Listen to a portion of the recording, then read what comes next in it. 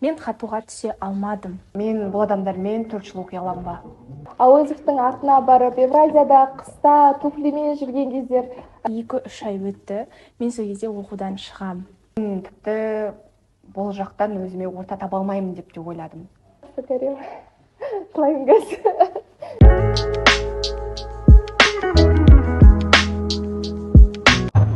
Бәріне сәлем. Бүгінгі бағдарламада біз журналистикаға қалай келдік? Біздің таныстығымыз қалай өрбіді? Хату бізге несімен құнды тақырыптары қозғалатын болады. Олай болса кеттік.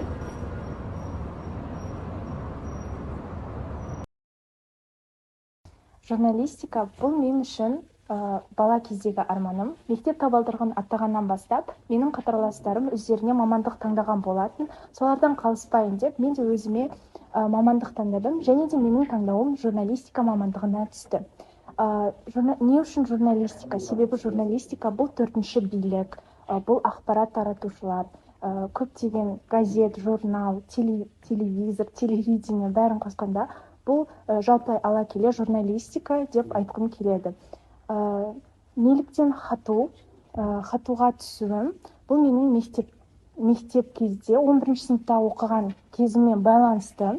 ЕНТ-ға дайындалған барыста мен өзім курсқа қатысқан болатынмын. Сол кезде бізді бәрімізді жинап осы хатуға ЕНТ тапсыруға мүмкіндік ретінде алып келді. Және де мен бұл универмен таныстым сол кезден бастап. Және де сәуір айында 2022-нің IT Nation олимпиадасы жүрді. Сол кезде мен өзімнің бағымды сынап көрейін деп олимпиадаға қатыстым. Мен хатуға түсе алмадым деген ой менде қалыптасты. Қалыптасқанда сондай ой жүре бастады. Себебі 10 тамыз күні грант егерлерінің тізімі шыққанда мен өзімнің атымды таба алмадым. Өте қатты қобалжыдым, бірақ енді қатты қобалжығаннан кейін бұл тізім өте үлкен болды, және де қайттан ашып, дұрыстап, анықтап қарағаннан кейін мен өзімнің атымды тауып, грант егерлерінің қатарында болғанымды көрдім, және де Хату университетіне студент ретінде мен қабылданып түстім. Хатуда оқу барысында оқу қиын болды, себебі бүкіл пәндер ағылшын тілінде өтті. Бірақ маған студенттік өмірімнің алғашқы қадамдары өзіме қатты ұнады. Себебі мен өзіме жақын құрбылар таптым, таныстар таптым. Менде жаңа группамдағы адамдар, былайша айтқанда, әрі қарай оқуға себепкер болды. Бірінші семестр басталды, 2-3 ай өтті. Мен сол кезде оқудан шығам деп ойладым. Бірақ бүкіл қиындықтарға қарамастан мен өзімнің қандай да бір еріншектігімді жеңіп, өзімді қолға алып, оқуымды әрі қарай жалғастырдым. Себебі оқу өте қиын болды, бірақ былайша айтқанда, егер оқысаң, талпынсаң, әрине қандай да бір мақсатқа жетесің. Және де осы хатудың арқасында мен өзіме жақын құрбыларымды таптым. Жалпы бірінші курста маған бәрімен араласу өте қиын болды. Себебі мен мектеп кезінде де көп ешкіммен араласпайтынмын, интроверт болдым. Маған жалпы адамдармен бірден араласып кету, олармен сөйлесу өте қиындық тудырады. Ең басында, әлі есімде, бірінші қыркүйекте біз группа болып Зәйтүнге барғанбыз, универдің қасындағы. Но бұл жерде бізде әркім өзінің араласатын адамдармен отырды. Ал мен ешкіммен таныс емес болғаннан кейін, шығармашылық емтиханда да мен ешкіммен араласпадым, сондықтан мен өзімнің компаниямды, тобымды таба алмадым. Жалғыз отырдым и ойлап қалдым. Шынымен де мен бұл адамдармен 4 жыл оқи аламын ба деген сияқты ойладым. Ал мен Ажар туралы, Дана туралы кейіннен білдім. Ал вот Ажарды мен өзіміздің жатақханада көргенмін бірінші рет. Бізде 1 сентябрьде олар алғаш біздің асханамызға, яғни кухнямызға ас әзірлеуге келген. Ажар маған басында ұнамаған. Шынымды айтайын, маған ол бір өзінше қыз сияқты көрінді, бір өзінің айтқанын істеткізгісі келетін сияқты болды. Ал вот Дананы мен басында вообще байқамадым да. Мысалы біз Ажармен бір ағылшын группада болдық, екеуміз Elementary'да бірге проект жасадық деген сияқты. Біздің ең алғашқы Ажармен, Данамен бірге жасаған жұмысымыз ол Шынар ханымның бізге берген блиц опросы болды. Ол кезде біз прям формально бірге топтық жұмыс жасамадық, бірақ біз бірге Атакентке барып съемка жасаған болатынбыз. Сол кезде біздің достық қарым-қатынасымыз одан сайын мықты бола түсіп, бір-бірімізбен тез тіл табысып кеттік. Міне содан бері бізде қанша өтті. Біз барлық жұмысты бірге жасаймыз, тіпті сессияның тапсырмаларында бірге орындап, осылай өзіміздің идеяларымызды қосып, негізі айтады ғой, бір бастан үш бас жақсы деген сияқты, солай өзіміздің идеяларымызды қосып, бірге бір мықты проекттер жасаймыз. Басында солай, мен тіпті бұл жақтан өзіме орта таба алмаймын деп те ойладым.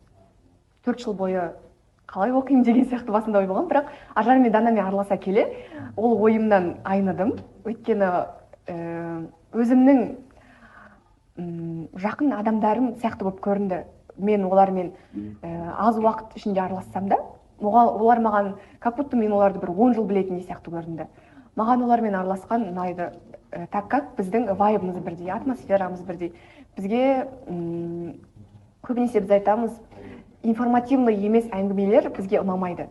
Бізде қандай әңгіме айтсақ та, барлық нәрседен бір ілік алатындай болуымыз керек. Барлық нәрсе бізге бір пайдалы болу керек.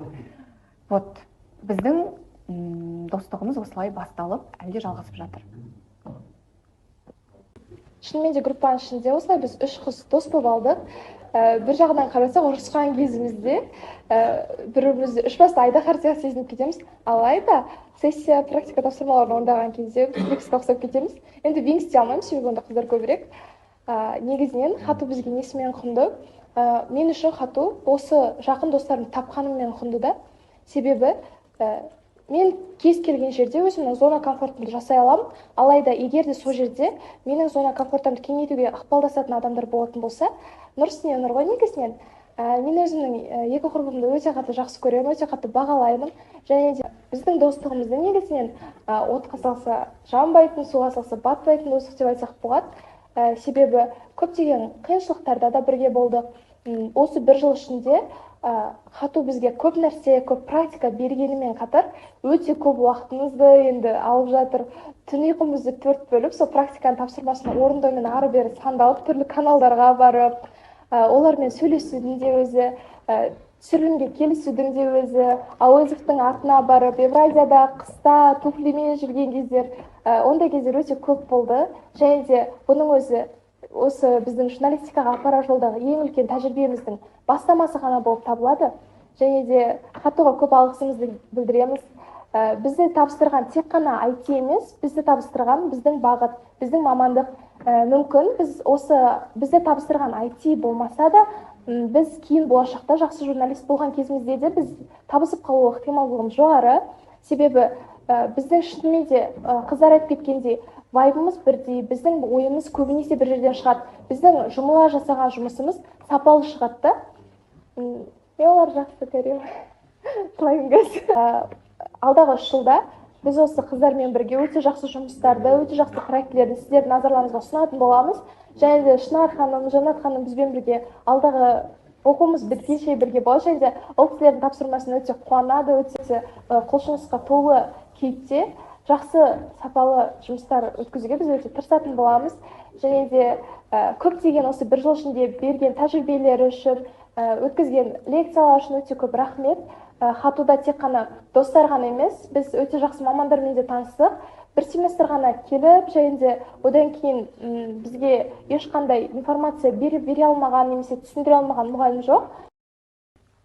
Бір жағынан қарап тұрсақ, IT бізді таныстырып қана қоймай, табыстырып тұр ғой. Және де біз барлығымыз 3 қыз, мысалы, 3 түрлі қаладанбыз да. Дана Алматыдан, Бану Ақтөбеден, мен тіпті Семейден, Шығыс Қазақстан. Және де осы үшеумізді табысу мекеніміз IT болып тұр. Егер мысалы Хатуда журналистика мамандығы болмайтын болса, біз тіптен кездеспес пе едік деген сияқты ойлау бізді әрине мазалайды. және де қазіргі таңда бірге бір группада және де тіпті басқа бөлініп оқитын пәндерде де бір группаға түсіп жатқанымыз, ол тек қана сәйкестік емес, бұйыртқан нәрсе деп өзіміз білеміз. Және де осы барлық тәжірибе үшін, беріліп жатқан білім үшін, және де осындай көрсетіліп жатқан қамқорлық үшін біз өзіміздің университетке мыңда бір алғысымызды айтамыз. Барлықтарыңызға рахмет. Біздің тапсырған IT назарларыңызға рахмет.